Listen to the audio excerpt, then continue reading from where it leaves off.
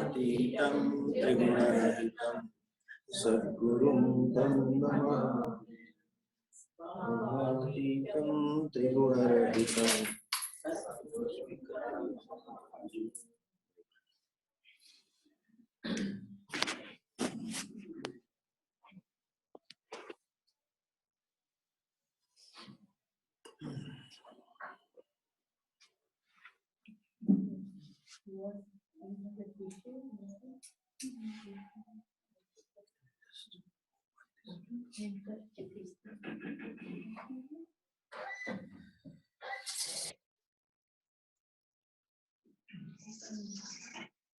Last time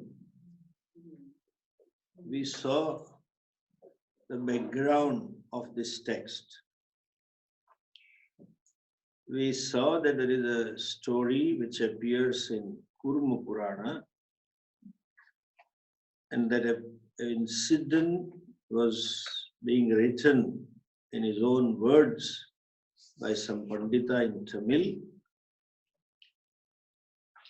And then when Lord Shiva gives Upadesha to those ascetics, that Panditji requested Ramana Maharshi to give that Upadesha on behalf of Shiva in his Tamil. That is a text called Upadesa Saram. Then it was translated in 4 different languages: Telugu, Malayalam, and Sanskrit, and this. So the background is the ascetics were constantly performing one after another ritual to gain some power, some siddhi. They were performing various penance to gain some extra power. Every time Lord Shiva considered giving them, and then he decided to educate them.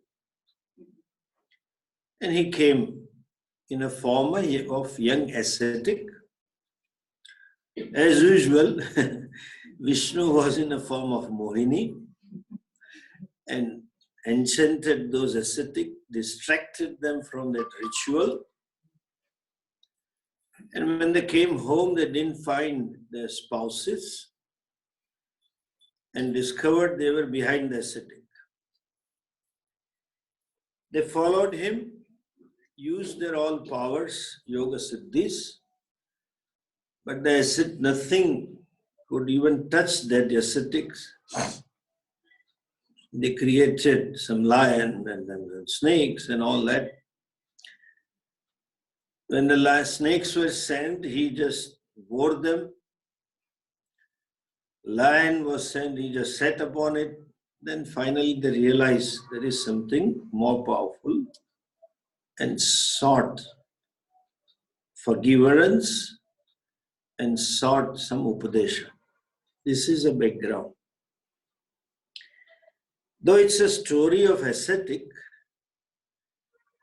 it's a biography of every human being. And that is why the Upadesha given there is relevant to us even today. These Purana stories may look some imaginary things to us, or may look irrelevant in modern times. But then, if you look at the psychological background and see the teachings, they are applicable today as well. That is why the religion is called Sanatana, eternal. Like Bhagavad Gita, it was not a situational problem of Arjuna. He was confused, should I fight or not? Because he saw his teachers and grandfathers, those who were challenged. One may not face that situation, especially in modern times. No grandfather would dare to challenge his grandson. Forget about grandson. He cannot challenge his son also, if he or she is teenager. modern times, I remember when we were young, our parents, with reference to Indian Constitution, parents enjoyed the position of the Prime Minister. Take all calls, and then children consider. Even recently, I saw one of the families, one of my students, they were still holding those values. Then when I asked the boy, hey, you are engaged? Yeah, my father told me to get engaged, he says. I said, what? He said, yeah, father came and said, day after tomorrow we have decided your engagement. He got engaged. I said, your father is very lucky. I must say that. Whether you are lucky or not, I don't know. Whether you will be stuck with the good partner, I don't know. But your father is certainly lucky. So, this is traditional. They were prime ministers, and the bride and the groom were like president just signing on a dotted line as a presidential decree. Now the roles are reversed. They are presidents. And these guys are modern like prime ministers. So our parents have to sign. They may not challenge. This battle may not come. There is something deeper. There is something fundamental to human being. As Pujya Swami used to say, a problem of those person who has a head over the shoulder. That is only human. They are parallel in terms of head. There may not be anything, or there will be plus minus in the head, some quantity wise. And the fellow also may not use his head. That is a separate thing. But this problem is fundamental. What is the problem? One, human being finds himself or herself as a constantly desiring person. You don't decide to desire. This modern Swamis advise, give up desires. How can you give it up? That you have a desire, that others should give up desire. That itself is contradictory. A Swami telling people. And there's a lesser the desire, happier the life. As though you are regulating the desire. It's not your regulator of your ceiling fan. You reduce and increase. Non-thinking. And people are also non-thinking. They just talk and blabber and they accept what the Swami say. Anyway. And then there's an equation they give, how much is happiness? Number of desires fulfilled divided by number of desires unfulfilled is a quotient of happiness. If that is so, you are never going to be happy. Because whatever is fulfilled is very precious little. And what is unfulfilled is infinite. Anyway. So coming to this point, I find myself a desiring person. Now, every action, by and large, is an expression of a desire within. Most of the pursuits of the human being are impelled or by some desire within, by which he or she goes after something or runs away from something. Now the question comes, desire for what? Answer is infinite. And the infinite number of objects, situations, relationships, human being wants. It differs from person to person. And each person may have infinite desires. But this is where you need to look into it. Though we say, I have a desire, say, for money or power, or child may say for some toys, or teenage may say some for bike or mobile, but that is, as if I use the Western jargon, there is the bottom line desire. The bottom line of all the desire is for me. Desire is not for anything. It appears for something else, but it is me. In this mantra of Yajnavalkya, Atmanastu Kamaya Sarvamidam Priyam Bhavati. Anything that is beloved, it is for me. When I say me means what? There is a sense that I am incomplete. There is a sense that I am dissatisfied with myself as I am.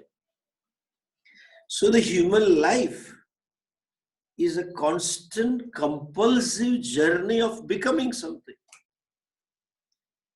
It is not being. If you look at the animals and the birds, their journey isn't just being.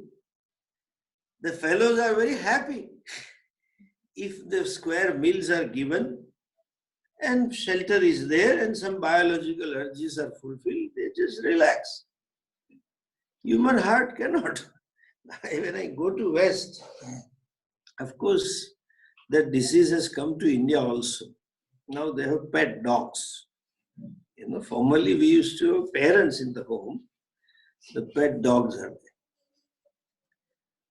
there. The fellow wakes, he has a 5-7 bedroom. In the American English is house. You cannot say bungalow. They have to change everything, You say flat, they say apartment. You say lift, they say elevator. you say bungalow, they say house. 5-bedroom house. Huge house. 5-bedroom involves formal dining and family dining also. Or a big one. With a big courtyard and a backyard and everything. But the owner of the house, it's centrally air-conditioned house. And few high-end cars, Lexus and Mercedes and few of good cars are there. Sports car. And he or she wears all designer clothes and jewelry and all things. But that fellow wakes up at 6 o'clock, even though waking up is an ordeal for him and for her also, because both are working, and gets into the car by 6:30 and drives to the office and comes back at 6 o'clock in the evening. He is like a papadam in monsoon. It is all tired and Panima Goralo Papad gets so exhausted and physically, psychologically, and carries all of his pressure. But the dog sleeps in master bedroom for the whole day.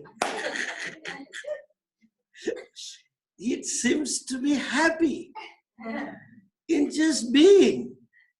2 square meals are taken care of. Little emotions are taken care of.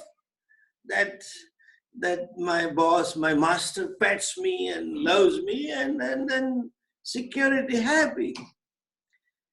It has made its life. Human being has never made life because always become. That was a becoming. And they tell me also, Swamiji, I came here 40 years ago in $8. I had only this much and I was living like that. What a story they have. So agonizing, and you can feel he must be great tapasvi. Sometimes when I listen to stories, I feel, should you have done all this in Himalayas, you would have got Bhagwan. And you did in America, you ended up with Donald Trump.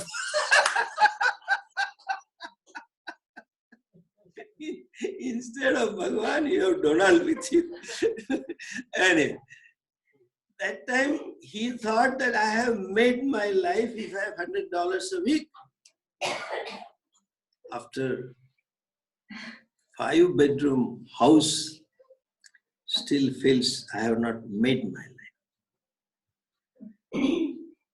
There is, in a corporate jargon, always an agenda. left to be fulfilled. Agenda, if it is confined to myself, that's okay. Lesser the problem. Agenda for the spouse also. That starts from there. Agenda for children. Agenda for parents, brothers, everybody. This becoming, as I said, is a constant, compulsive journey of human life. That was what these ascetics were doing. Had some power, want some more power. Furthermore, like our Pepsi Cola commercial in those days, ye dil mange more. Ye dil mange is Hindi, more is English. That is called English advertisement. English. This heart, ye dil means this heart. Mange means wants more. The heart always wants more. Whatever it is, more. That's what ascetics wanted. Bhagavan came and gave this Upadesha by which you don't want any more. You want no more. From constant wanting more, you gain the vision when you can say no more. Enough. And if at all it is more, it is just value addition, just embellishment to what you are there. It may be just for the lok sangrahartha, for the people, for the society. It may be just I have to do something for survival. Why not do that? Kim karaniyam, kim akaraniyam, keep doing something.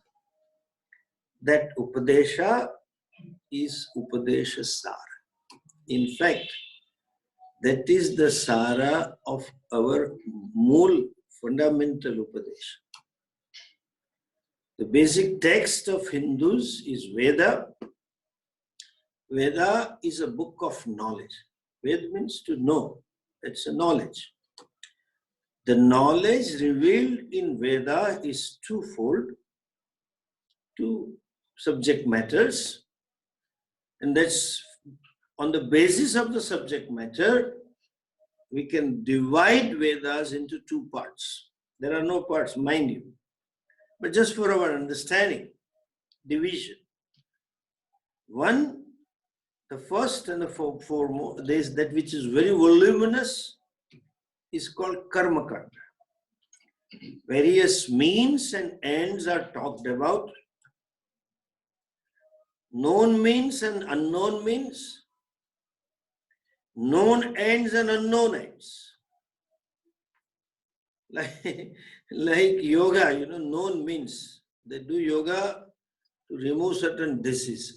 That is not yoga meant for.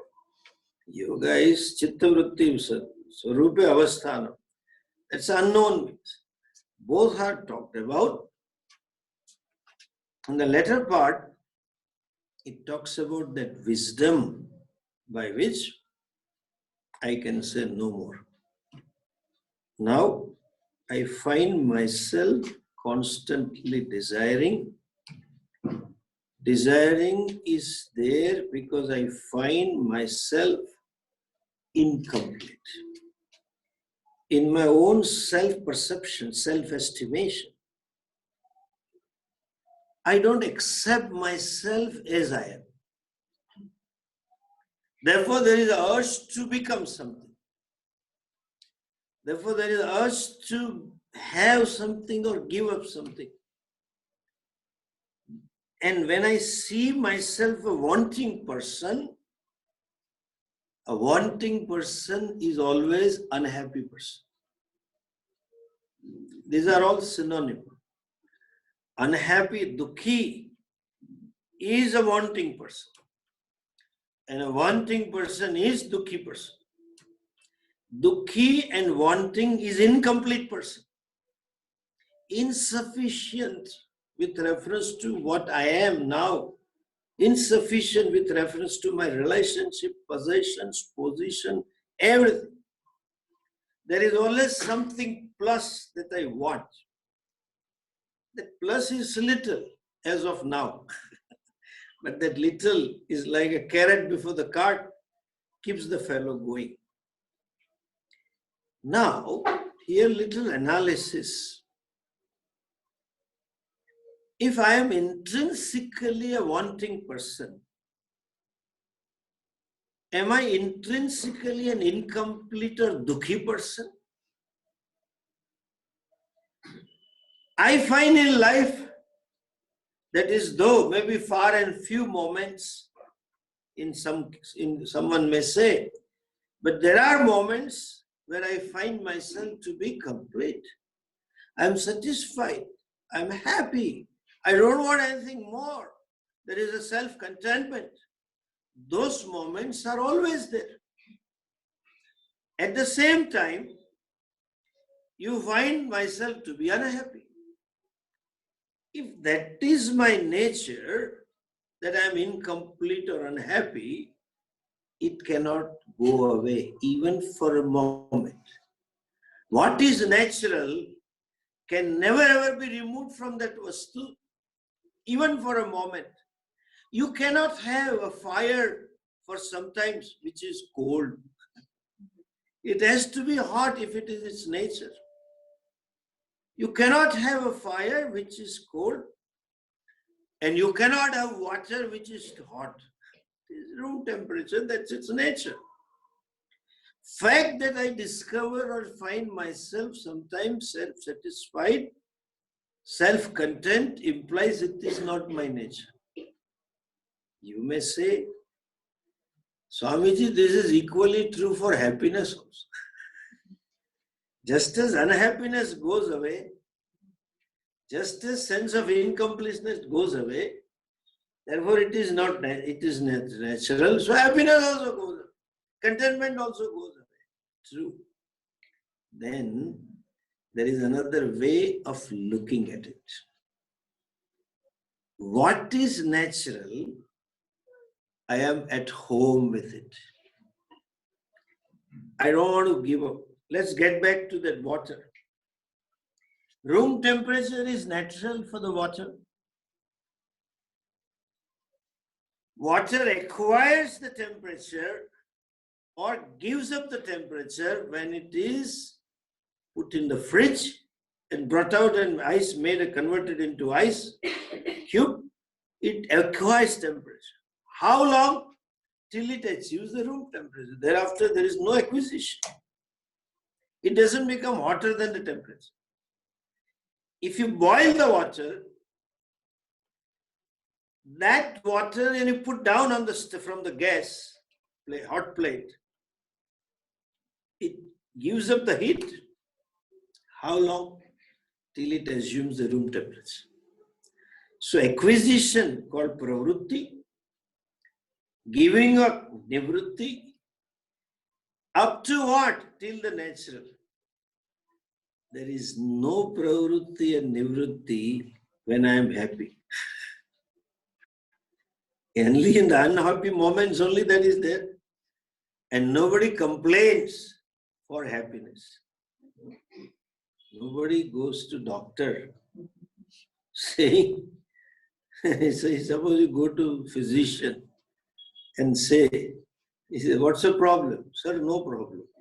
What do you mean? Do you have any problem? No problem. Some stomach ache or back ache or eyes, nothing. He keeps on asking, you keep on negating. That means swastha, svesthiti. That is natural. Nobody complains. Nobody comes to Swami and nobody goes to temple saying, Ayo, South India. I had been there for 3 days. So it comes to me because I met 1 or 2 persons and I was talking. He said, Ayo, all the time. It got into including Jayendra Saraswati ji used once. So it got fixed with me. So this fellow never comes to me and says, Swamiji, do something. I have a lot of happiness. Nobody says. So Swamiji, help me. Lot of happiness. I have no health issues. I have no monetary issues. My spouse is very loving and caring to me. And my God, my children are exactly like the story you told about that boy who got engaged just because the father said so. They are so nice. And incidentally, my mother-in-law is also good. All the places. And I'm not in America. Donald Trump is not around. No issues. Nobody comes.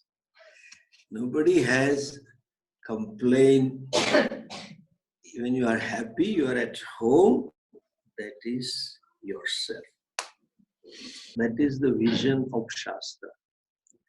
That is the essence of all the teachings. And that is what Lord Shiva taught them through these 30 small verses. That popularly they say Mahavakya, Tattvamasi. The simple meaning of Tattvamasi is you are what you are looking for. Some say, Swamiji, I want peace. That is, peace and happiness are synonymous. When you are happy, you are at peace. And you are unhappy, you are in pieces. Only spelling changes. Or you are in pieces, then only you are unhappy. Either way is true. But then there is nothing. You seek what you are. To discover this, you need a frame of mind. It is knowledge. Like any other knowledge, you require a preparedness, certain qualifications. This book deals with the means, various means to acquire those qualifications. In other words, since all of you have been studying in law for long, you know sadhana, chatushta, sampatti, vivek, vairagya, etc. But in other words, you have to be, if one is like an Atma, then one can know Atma. Why? Because what I want to know that is what I want to become. What I want to know is happiness, absolute peace, absolute fullness, absolute. All this is in full. So I should be relatively happy, relatively content, relatively peaceful, relatively free. I want absolute freedom. I should be relatively free.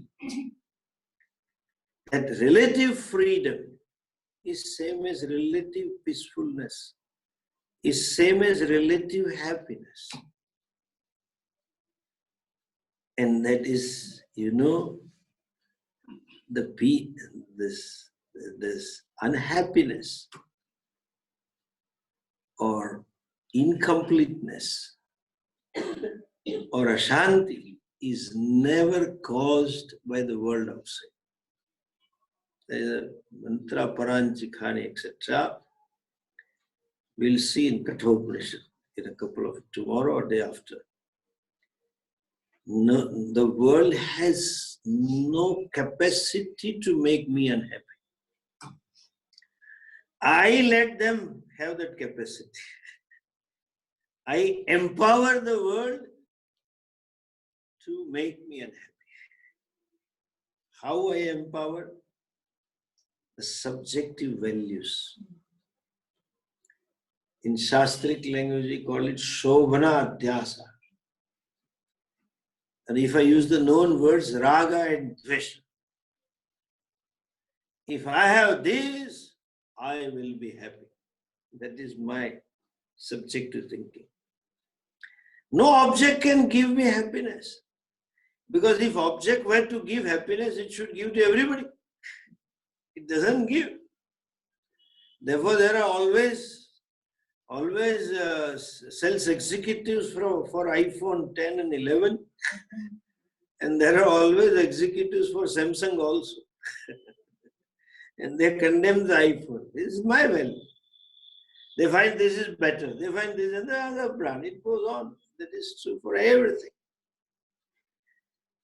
Understand, this Vairagya is not confined to objects. Relationship also has a problem.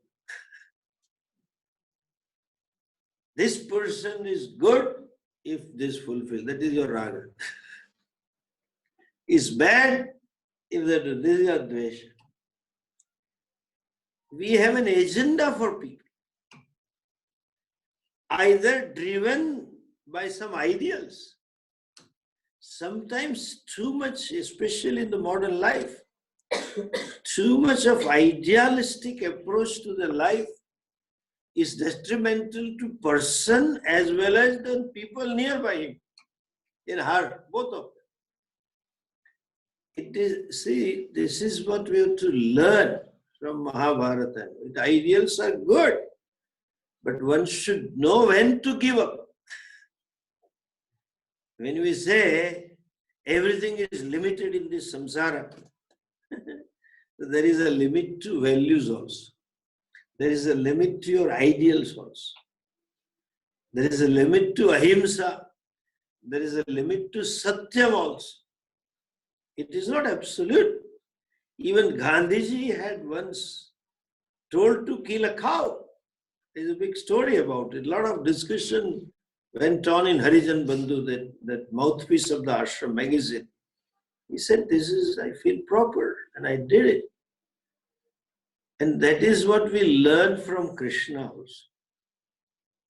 And you learn the reverse from Bhishma. Should have given up the vow. You know the story. These 3 vows he took. I give up my right on the kingdom. Fellow said first to that lady's father, a fisherman. Then the fisherman was very willful person. He said, you may give up, but your sons may claim hereditary property. Grandchildren can claim from the grandfather's property. As per the law of the Indian Constitution today, they may claim. He says, I promise you I will not marry. Then this fellow said, you may not marry, you give up their right, but you are so powerful. Even Parshuram could not deal with you. You may harass my children and grandchildren, my grandchildren. He said, I will protect the kingdom of Hastina. Good. Therefore he got a title, Bhishma. His name was Deva Vrata. And he became known as a Bhishma. Bhishana Pratignatvad Bhishma. As the turn of the events or turn of the Kala, his father died. His 2 step-brothers inherited the kingdom. Both of them died. One died because of overindulgence into Vishayas. Other was killed out of arrogance. He took on to Gandharvas and was killed by them. And this lady's father, fisherman, also died. Then his stepmother calls him and tells him, Hey Bhishma, now please get married and take the kingdom. You cannot have a state without the head. You please take it. My vow. Too much of idealistic. It's okay. It's good that you hail to the vow. But the situation change, you need to change. Every institution I find has reformist and conservative or traditionalist. This traditionalist always want to hold on to the forms, and reformists always want to change. Classic example is our Gujarat Gandhiji. Gandhiji gave a clarion call, Swadesh, nationals, to create a sense of belonging and not allow Britishers to loot this country. He said, use the products which are manufactured in India, manufactured by us. They used to take away all the cotton and give the stitched clothes. It was value addition. Like that, everything they took away. So he gave a call, and symbolically he said everybody should spin the cotton, make your own yarn, and then make your own cloth. There was charkha, we call it, rentier. There is bapuji, that is, I think somebody has, right here it is. Somebody has gifted me. I was given, I'm a national committee member for his 150th celebrations. Only Swami at national level, chaired by the Prime Minister and President. So anyway, he gave a call. People started. Now, any foreign dignitary comes to Ahmedabad, he has to go to Gandhinagar and take a picture with charkha, holding a cotton, and as though he is spinning yarn, that somebody does it, and he just gives a picture. Okay, I know. How do you think the Chinese Prime President can spin this? Japanese Prime, our Abe came and he also had a picture. They fellows can't sit with a squatted leg. Forget about leg. And then doing like this one hand. They can't synchronize these two activities. You know how you can't do that. But then there is a picture. Now we should have this. Irony is, see, when I go to United States of America, people want to give something. They give. And some of them are very, I want to give Swamiji the only thing that you use it. I don't use anything except the books. Now recently I have started a wristwatch. You can't have more than one. So what they give? They give me pullovers, sweaters, or t-shirts. That's what, because international you need it. Few years back, I brought it and I said, this is very good. And I saw it was made in India.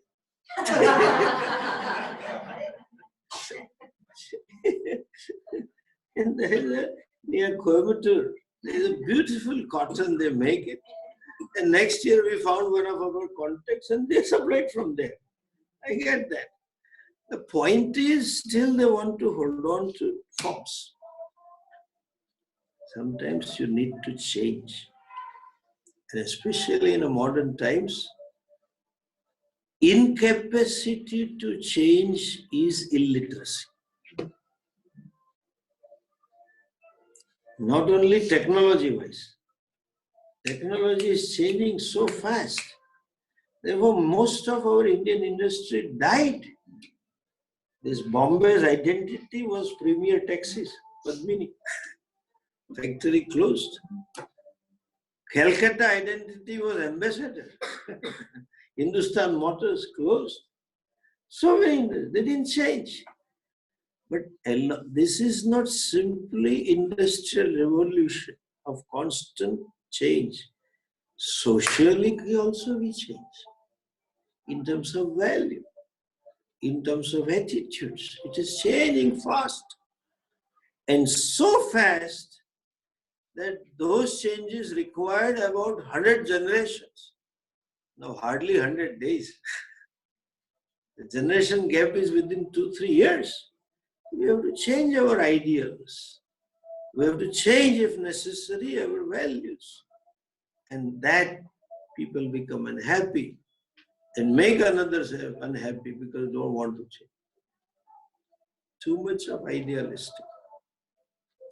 Too much of insisting on what it is and what it should not be. Anyway, coming back to this yatis, like we are pursuing one or the other object. To gain the status of no more, you need that knowledge called self-knowledge. Self-knowledge requires certain preparedness, and that preparedness, in a traditional words you say, antakarana shuddhi, freedom from ragadvesh. Why I say this, giving up? In a text called Prashnottar Mala, there are 40 questions. Shankaracharya gives in not one-liner, one word. What is Vairagya? He says, Adrida raga dvesha bhaktva. A status or a frame of mind when I'm not insistent about my likes and dislikes, my values, subjective values, which I impute on the people, on the society, either by background or religion or ideal, whatever it is, that makes me unhappy. Without that, relatively free if I am, I can own up this self. To be free from those likes and dislikes, one needs to understand. They are not born out of decision. They are born out of non-thinking. They are born out of ignorance. And propelled by them, one keeps on doing karmas. So you need to know the nature of karma. In the first verse, that commitment to karma, that orientation to achieve, orientation to do something, orientation to get something, that has to be removed. Therefore, then only you are ready for the knowledge. Actually, it is not freedom from karma that you need. You need a freedom from likes and dislikes. But likes and dislikes pushes you to karma. And if you understand the nature of karma, karma phala, you can be free from likes and dislikes. I have a value that something will make me happy, and therefore I use the means of karma because I have that capacity to act. I am gifted, karma kriya shakti. I use it and achieve the things. So it is told, please understand what exactly do you achieve through karma. Then I need not let myself be carried away. Let myself be driven away by my likes and dislikes. If I understand the nature of karma. So in the first verse, this he says that karma will not get you what you want. Coming to the background of those tapasvis and just little shastric view, they were karmakandis, karmathaha, committed to action and karmaphala. And they believe that you don't need Ishvara. I do it and I get it. And more I get, more I will be happy. And that's how they pursue. And they think karma itself can give me the result. Those who are karmathas are nirishwaravadina. They don't need Ishvara. In fact, all other religion, other than Vedic vision, and of course few of them who originated in India, they all promise something hereafter. And they say, once you go there, it's gone for good. You'll be happy forever. That's what they say. There, our Shastra is very clear. Vedas as well as Bhagavad Gita famous shlokas. No action can produce infinite results. If something is achieved in time T1, you will lose it in time T2.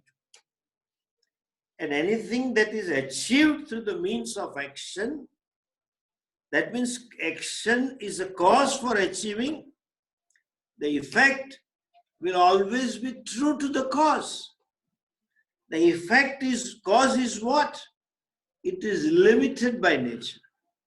You can perform a given karma for some time at some place with limited resources in terms of aids and limited knowledge. It can never produce infinity. No amount of limited numbers, whether summation of them or multiplication of them can lead you to infinity. Therefore, the fullness that I am seeking will never be achieved by any kind of achievement. There will be always something less, I feel. There is nothing called eternally happy by karma, except in marriage invitation card. You will be eternally happy. Nobody becomes eternally. Only some silent words are there. UN is silent in the prefix to happiness. And UN is a prefix, is silent there. It is never a case. You can never. You see, I have been telling this, and I love to repeat. I'm never tired of repeating. To be unhappy, you don't need anything except the human mind. Human mind is enough if you to be unhappy. Even to the dog at home, put a human mind. Fellow will be eternally unhappy. You just need. Because it will always discover that I don't have. That's it. So far it's okay that I don't have, but why should he have? That is another problem. That's a human problem. And sometimes, there's too much of the subjective values. In the name of this is the truth, you should, like even religious people. I believe in my God, why should that fellow not believe? Therefore he is kafir. Why you bother? Leave him the space. And then this fellow takes upon himself the role that I have to kill the kafirs, mandated by my God. Problems. Some ideal, some concept, some religious indoctrination. Anyway, I have a sympathy for them.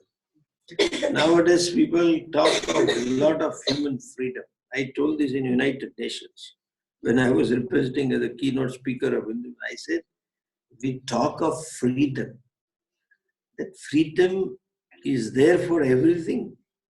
Nowadays, you have freedom. What you want to wear, you wear, eat, dress, do, live, everything. Why don't you give freedom to believe what I want to believe? That is our problem. Anyway, so this thinking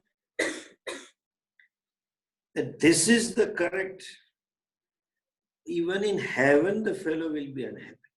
Remember Swamiji's Patpatwala? That fellow will be, he becomes unhappy. Even in Vaikuntha the fellow becomes unhappy. That's our Jai Vijay story. To be unhappy, you need human mind, but I have to put an adjective. Understand? Ignorant human mind. And to be happy, you don't need anything. You just need a human mind. Then again, I have to put an adjective.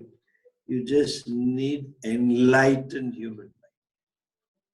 Yogarato va, bhogarato va, sangarato va, sangavihina, nandati. But when? In between one line. Yasya brahmani ramate chet. Nandati. You don't need it. Human mind is enough. So going to heaven or anywhere will never make the person happy. Therefore, Sri Ramana says, karma kim baram, karma tat jadam. And first line says, kartuhu agnaya prapyate. Ishvara is karma phala data, karma daksha. In Gita he says, bhoktaram sarva yagnanam. I am the receiver of the karma. That you get a given situation or result in your life, though The karma phala is inherent in the action. Please understand this. Karma phalam is inherent. Like even when I drop a ball from here, something from the hand, it is inherent that it will come down at certain speed, 22 feet per second acceleration. It is inherent. But to connect the result with the doer, you need Ishvara.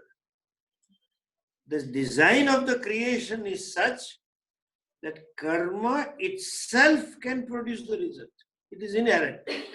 Like you add certain bacteria to milk, it is inherent that you will have curds. It is inherent. So many things, everything is inherent.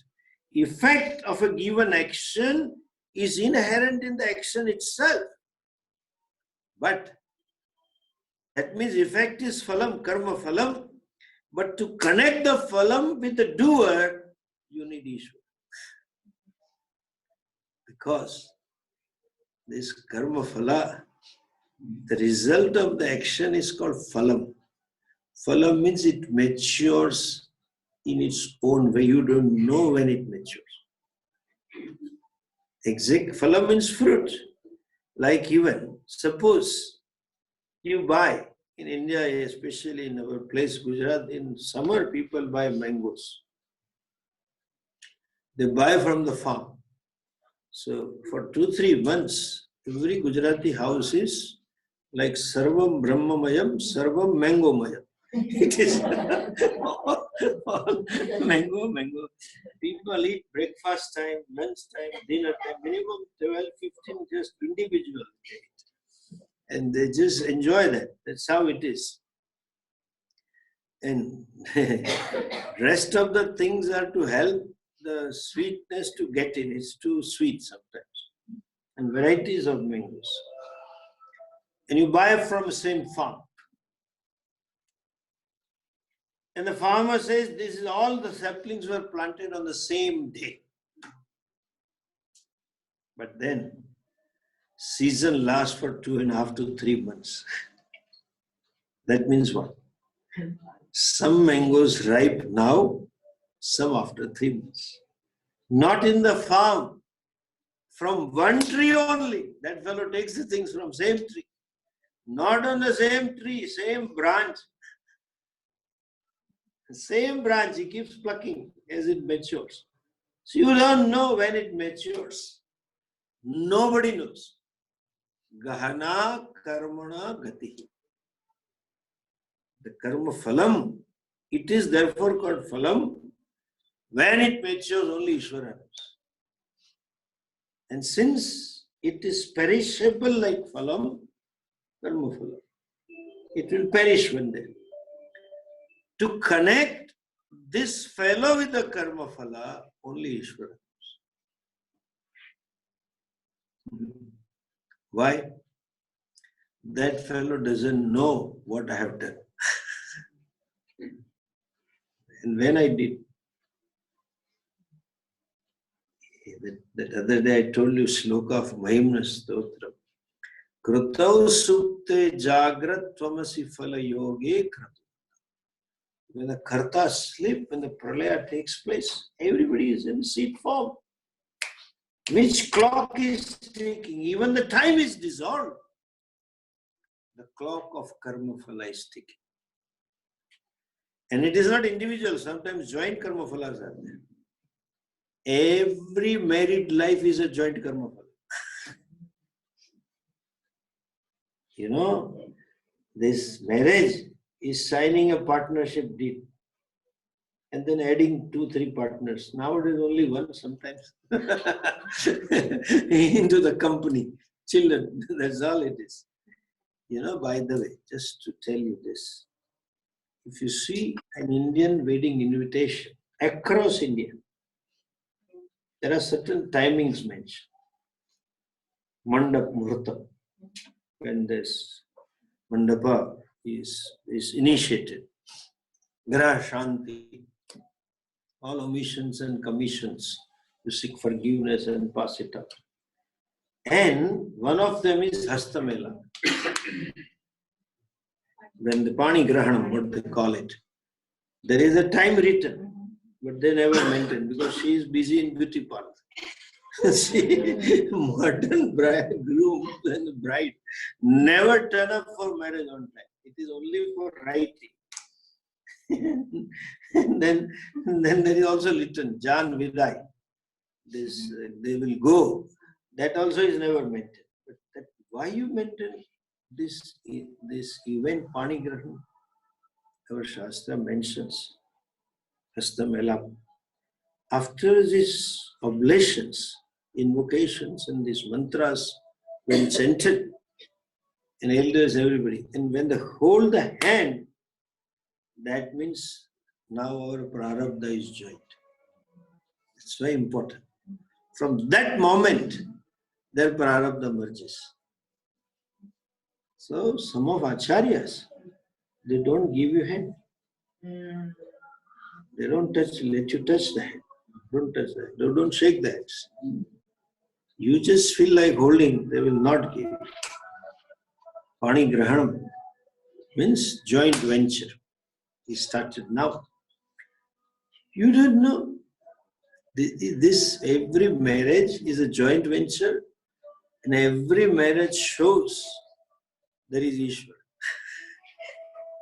Because this two person, especially in case of arranged marriage in India, didn't know the existence of other person for last 20-25 years.